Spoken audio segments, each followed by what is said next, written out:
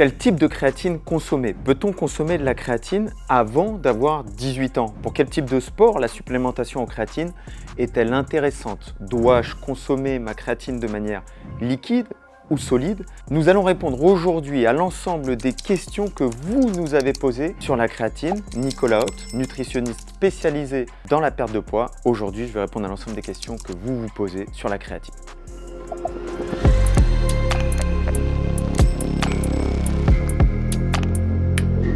Alors la première des choses, c'est qu'est-ce que la créatine? Et j'ai fait des longues vidéos pour expliquer ça, mais en quelques mots, la créatine est un acide aminé naturellement produit par le corps, que l'on retrouve aussi dans la viande rouge, dans certains poissons, et qui permet la resynthèse rapide de l'ATP, la source primaire d'énergie cellulaire, et donc qui permet de vous donner un boost sur tout ce qui est effort très intense. Le sprint, soulever un poids, frapper fort, sauter haut. La première question qu'on peut se poser, c'est quel type de créatine prendre? Bien évidemment, vous avez vu la publicité, la communication pour plein de types de créatine et régulièrement on voit une nouvelle forme de créatine qui apparaît sur le marché. La créatine monohydrate est la forme la plus standard, la plus accessible financièrement, mais aussi la plus étudiée des créatines disponibles sur le marché. Il n'y a aucune autre forme de créatine qui s'est montrée plus efficace que la créatine monohydrate. Alors pourquoi donc? Le but de la supplémentation en créatine est de recharger les réserves de créatine, de les maximiser. Or, la créatine monohydrate est très efficace pour recharger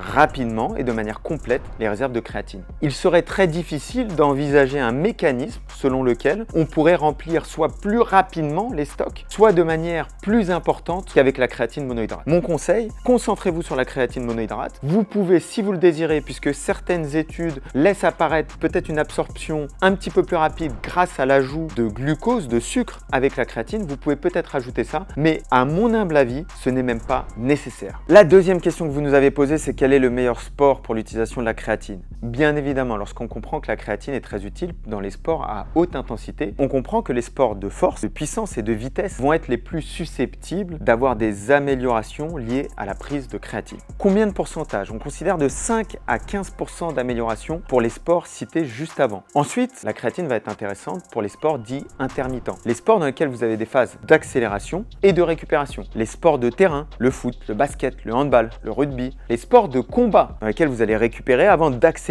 grâce à des punchs, soit avec des mouvements de préhension, des mouvements de lutte, des mouvements de judo. Les sports dans lesquels l'effet de la créatine va être le moins intéressant, ce sont bien évidemment les sports d'endurance. À partir du moment où l'épreuve dure longtemps, l'effet de la créatine s'amenuise. Pour autant, on a noté des améliorations au niveau de ce qu'on appelle le seuil anaérobie. Au moment, en fin de course, lorsque vous allez accélérer, le finish, la créatine peut être intéressante pour les sports d'endurance. Alors on peut se poser la question de comment consommer sa créatine. Est-ce que je la consomme sous forme liquide, sous forme solide? À quelle température la conserver? La créatine sous forme solide est extrêmement stable lorsqu'elle est conservée à une température de 40 degrés. Sur 3 années d'observation, on n'a noté aucune dégradation de la créatine conservée à 40 degrés. À partir de 60 degrés, on a constaté quelques dégradations, mais au bout de très longtemps, au bout de 2 ans. À partir du moment où vous utilisez la créatine sous forme liquide, la détérioration de la créatine se fait de manière beaucoup plus rapide. Quel est mon conseil? Conservez votre créatine à température ambiante sous forme solide. Au moment où vous faites votre shaker, vous mettez votre créatine dans le shaker et à ce moment-là, vous le mettez dans votre liquide. Si vous n'avez pas d'autre choix que de le mettre dans le liquide avant de partir de chez vous,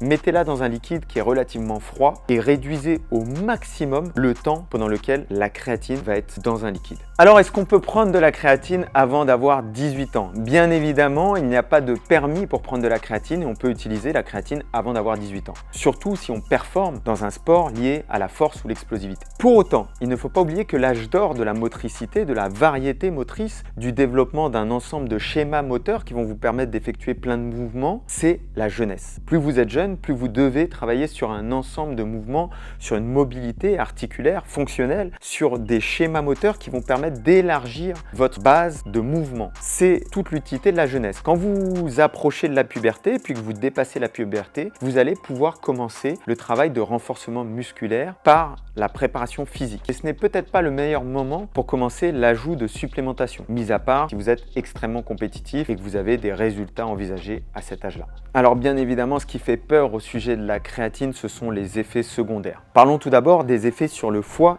et les reins. Ces craintes liées au foie et les reins coulent de source. Pourquoi? Parce que le foie et les reins produisent la créatine, mais sont aussi responsables de l'élimination des métabolites liés à la créatine, notamment la créatinine. Lorsque l'on veut observer le bon fonctionnement du foie et des reins, on observe un déchet de l'utilisation de la créatine, qui est la créatinine. Forcément, lorsqu'on supplémente son corps en créatine, on a une augmentation de la créatinine dans le sang, et donc on a eu des frayeurs par rapport à ça. La réalité, c'est que les études qui ont étudié la créatine sur la santé, sur le foie, sur les reins, pendant 5 jours, pendant 9 semaines et pendant 5 ans, sur des prises extrêmement importantes de créatine, jusqu'à 30 grammes par jour, n'ont noté aucun effet néfaste de la créatine sur la santé. Alors on a aussi dans les effets secondaires ces problèmes digestifs. Quels sont mes conseils par rapport à ces problèmes digestifs? Premièrement, consommez votre créatine en même temps que vous mangez, pas sur un ventre vide. Deuxièmement, ne faites pas de charge de la créatine. On conseillait pendant longtemps de faire 20 grammes de créatine par jour pendant plusieurs semaines avant de passer à 3 à 5 grammes par jour. Mon conseil, prenez le temps, consommez 3 à 5 grammes par jour et vous aurez beaucoup moins de problèmes gastriques. Enfin, dernier conseil, pour les grands consommateurs de café. On sait que l'utilisation simultanée de créatine et de caféine peut provoquer des troubles digestifs. Vous avez deux solutions. La première, c'est diminuer votre apport en caféine. La deuxième, si vous avez du mal à diminuer votre apport en caféine, c'est d'espacer la consommation de café et la consommation de créatine pour diminuer les troubles digestifs. Est-ce que la créatine fait gonfler les muscles? Vous savez que la créatine vous permet d'augmenter les efforts fournis lors d'une séance de musculation.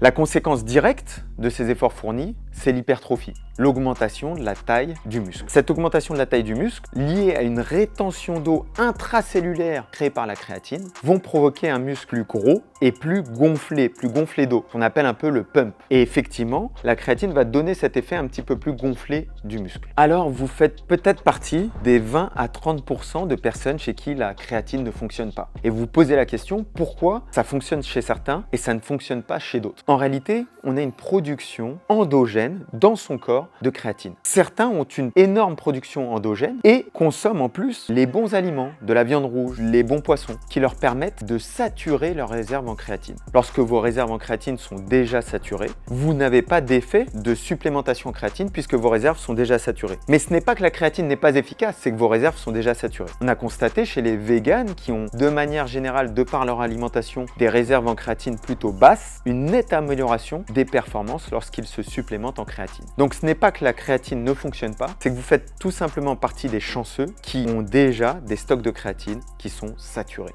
Alors on peut se poser la question, que se passe-t-il quand j'arrête ma supplémentation en créatine? On sait que l'arrêt de la supplémentation en créatine, des réserves de créatine, va prendre 4 à 6 semaines si vos réserves étaient pleines. Donc pendant 4 à 6 semaines, vous allez continuer de bénéficier des effets de la créatine. Ensuite, qu'est-ce qui va se passer? Peut-être un petit peu de perte de poids due à une moindre rétention d'eau intracellulaire et intramusculaire. Peut-être une légère diminution de la force maximale liée à une légère diminution du volume musculaire et du pump. Mis à part ça, tous les effets que vous aurez gagnés lors de cette prise de créatine, la force, la puissance, la vitesse, le volume d'entraînement que vous aurez accumulé seront bien évidemment conservés. Donc pas de frayeur de ce côté-là. Alors quel est l'effet de la créatine sur les os? On sait que les os ont des métabolismes vivants qui utilisent l'ATP, la source d'énergie des cellules, pour se régénérer et augmenter leur densité osseuse, être plus fort, être plus solide. Ce qu'on a constaté, c'est que lorsque l'on utilise de la créatine sur le long terme, pas sur le court terme, sur le long terme, sur des études qui durent environ 1 an, on utilise de la créatine, on se supplémente en protéines et